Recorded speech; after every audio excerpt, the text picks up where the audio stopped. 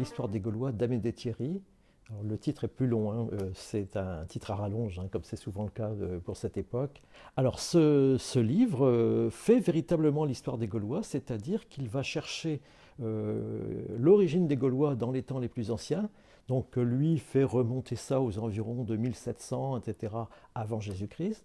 Et il suit donc l'histoire des Gaulois jusque dans les années 70, jusque de l'époque de Néron, au début de notre ère, où les Gaulois vraiment disparaissent parce qu'ils sont englobés dans la civilisation gallo-romaine. C'est un ouvrage qui est important parce qu'il est le premier qui traite finalement de l'histoire des Gaulois. Personne n'avait traité de ce sujet avant Amédée Thierry, et surtout avec autant de conscience et autant de largeur de vue.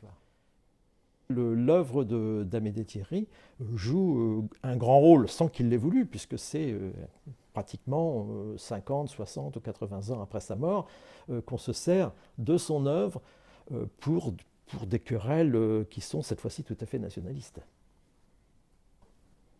En plus du caractère purement historique historique de la recherche, si on peut dire, de cet ouvrage, effectivement, le fait qu'il se situe dans ce 19e siècle, qui est si important pour les historiens, c'est aussi l'un de ses caractères. On est vraiment en pleine période romantique, et il écrit par moments comme un romancier, comme Victor Hugo. Il a des grandes envolées lyriques lorsqu'il décrit Vercingétorix, lorsqu'il décrit le siège d'Alésia, lorsqu'il décrit la reddition de Vercingétorix. C'est de la pure littérature, donc c'est quelque chose qui peut se lire au niveau purement littéraire.